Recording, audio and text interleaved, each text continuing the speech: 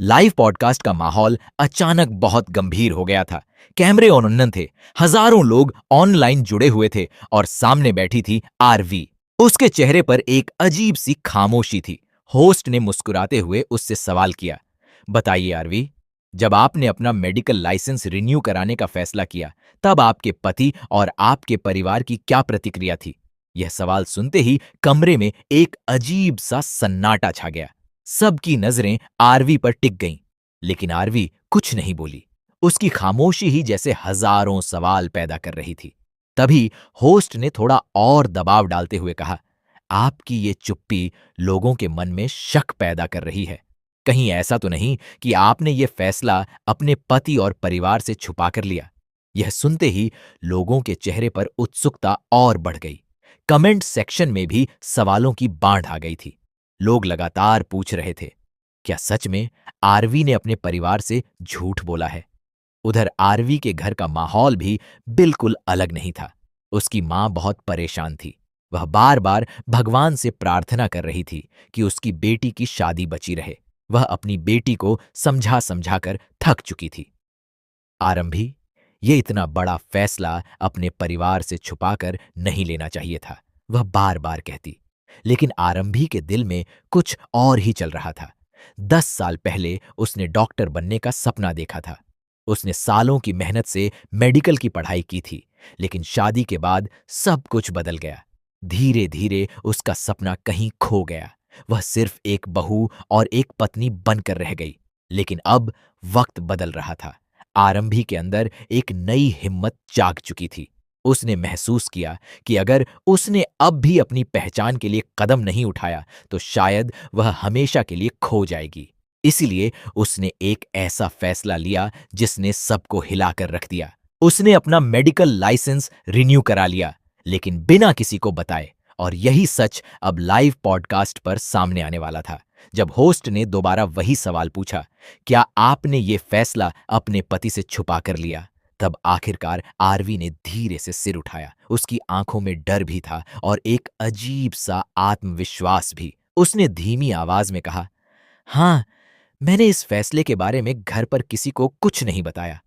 उसका यह जवाब सुनते ही पूरा स्टूडियो जैसे हिल गया। लोग हैरान रह गए। होस्ट ने तुरंत कहा, मतलब आपने इतनी बड़ी बात अपने पति और परिवार से छुपाई? क्यों? कमेंट सेक्शन में लोग और भी ज्यादा सवाल करने लगे। किसी को गुस्सा आ रहा था, किसी को जिज्ञासा हो रही थी।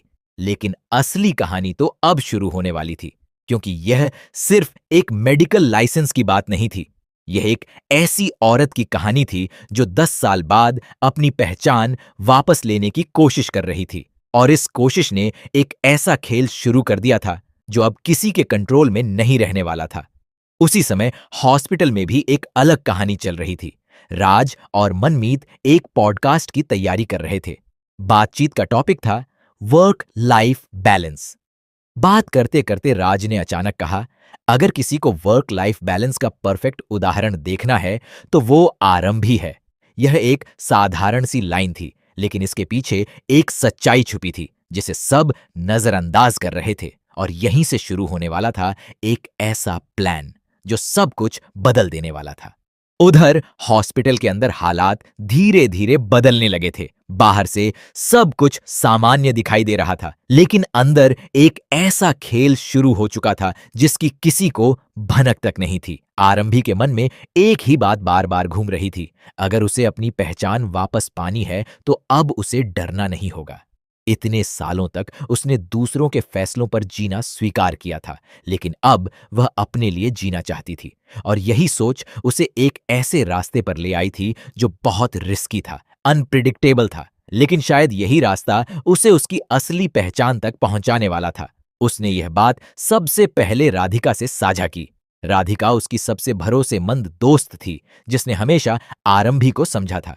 जब आरंभी ने उसे अपना प्लान बताया तो राधिका कुछ पल के लिए चुप रह गई।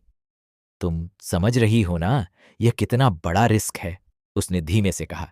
आरंभी की आंखों में उस समय डर नहीं था, बल्कि एक अजीब सा आत्मविश्वास था।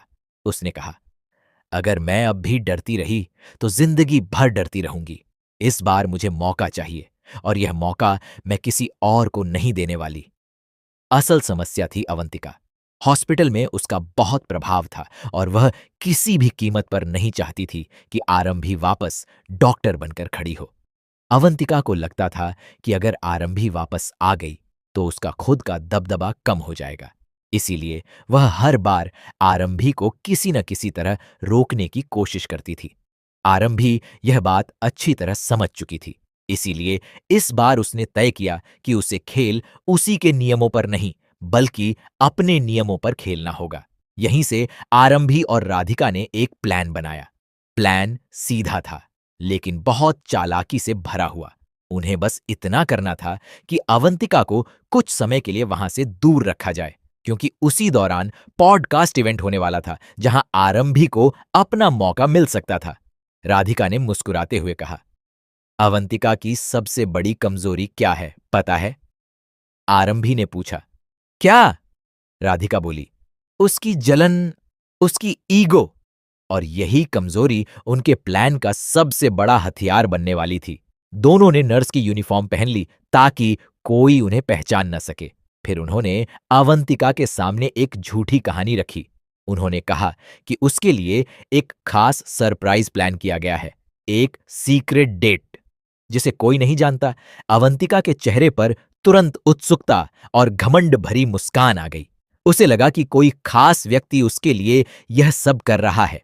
अवंतिका बिना ज्यादा सोचे समझे उनके पीछे चल दी।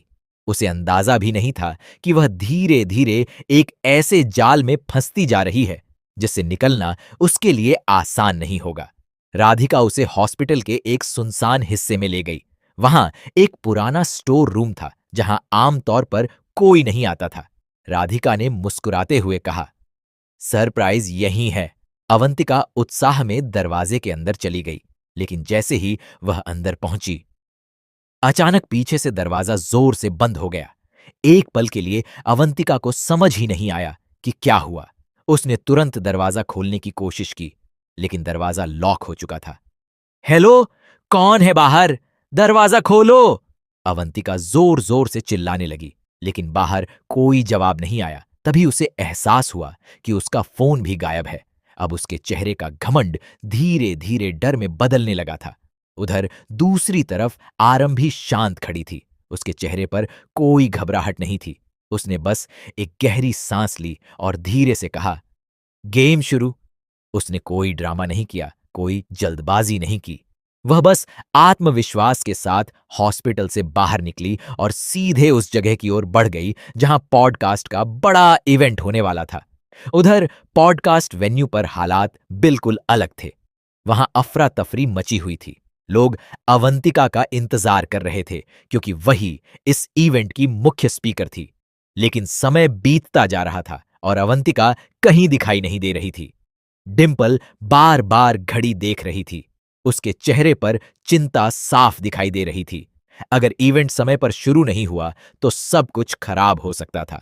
स्पॉन्सर्स भी वहां मौजूद थे, मीडिया भी मौजूद थी और हजारों लोग लाइव स्ट्रीम देख रहे थे। डिंपल ने घबराकर कहा, अवंतिका अभी तक आई क्यों नहीं? किसी के पास इसका जवाब नहीं था। लेकिन तभी भीड़ के बीच एक और चेहरा धीरे धीरे उस वेन्यू की तरफ बढ़ रहा था, सफेद डॉक्टर कोट पहने, आत्मविश्वास से भरे कदमों के साथ। वह थी आरंभी। उसे पता था कि यह सिर्फ एक इवेंट नहीं है, यह वह पल था जहां उसकी किस्मत बदल सकती थी।